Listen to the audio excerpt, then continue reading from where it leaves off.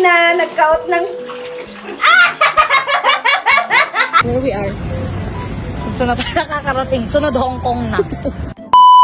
Hi mga bebeka! So for today's video nga, ito na ang ika-4 na araw ko dito sa may Baclaran. Yes, promises! 4 na araw na kami dito mga bebekes, pero hindi pa kami nakakatikim ng tunay na ulam. Diyos ko naman, puro na lang kami fast food. Dito na ata akong mamamatay. Diyos ko naman. Kaya pag uwi ko talaga ng Isabela, 1 week akong magugulay mga be. Medyo naulan-ulan nga dito mga be, at ang mga Disney princess hindi nagpatalo. Rain or shine, gagala. Ganern ang motto namin sa buhay. Dumayo nga kami dito sa may ate ng friend ko mga bebekes, para lang makatikim kami ng munggo. Ayan, umuulan na nga lang. Si auntie mo naman kumakanta pa. Nakakaloka. Ayaw ata patilain ng ulan.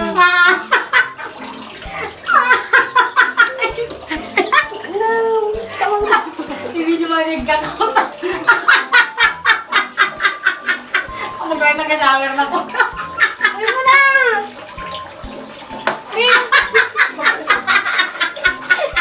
Kaya nag-face yan. Aray! Kininam! Baka yung toothbrush yan! Saan? Sa akin. Ala, pwede mo pa naman gamitin yan, buddy? Unang bigit ka. Ilagay mo na dyan. Oh, para ba mo gano'n? Dapat kasi hindi niya. Alam, paano ko kunin yung sabon? Hindi, wag mo ganyan. Akin na, pwede na makawakan. Ako nga! Nanghihina nyo naman. Sige man. Go. Yeah, ang Sherina, nagkaot ng...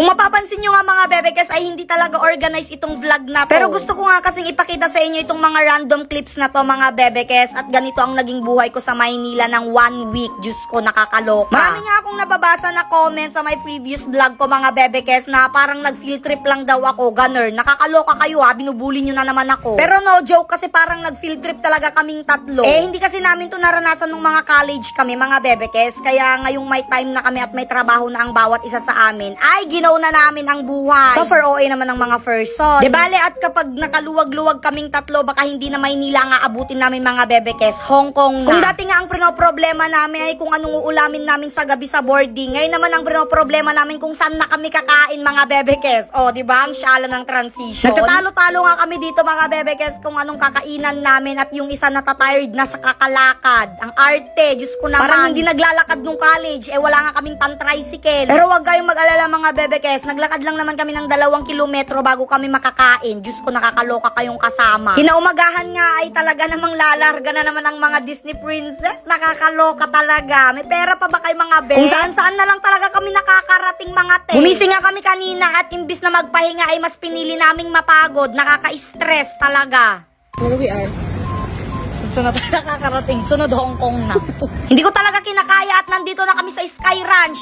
Uy, ano ba naman yan? Mayayaman ba tayo? O siya, sige, sulitin na natin ang ating free time, at pagkatapos ng 1 week na to, Diyos ko, non-stop na naman ang pagtatrabaho natin sa buhay. Ganyan talaga kapag mga cloud chaser, bawal mawalan ng pera, ganun. Na-appreciate ko talaga tong place na to mga bebekes, kasi hindi rin mainit, napaka-furful. O diba, napakaganda. Kitang-kita mo ba naman ang taal dito? Sino ka dyan? Di mo kaya. Gusto ko nga sanang matry itong chubibo nila mga bebekes, pero tignan nyo itong mga tropa ko. Dito nila gustong sumakay, nakakaloka. No choice naman ako mga bebekes, alangan naman maiwan ako sa babae, di para namang akong tanga doon. Sana lang talaga hindi ako magsuka dito, at talagang namang napaka-dirty naman kapag nagborwa akis dito. Simula pa lang mga bebekes ay talaga namang medyo nahihilo na ang ante nyo. Diyos ko, kaya ko ba to? Nagsisimula pa nga lang mga bebekes ay para na akong sinisikmuraan dito. Diyos ko naman, makilaban, maklatan, no kastoy lang. At this moment talaga, kaya't ko ti bumabanta-bunta-bunta, liklat na dadyagop operated, maloka na. Paano tong mga kasama ko naman kasi extreme na ride agad ang kinuha mga bebekes? Pwede bang yung chubibo na lang muna?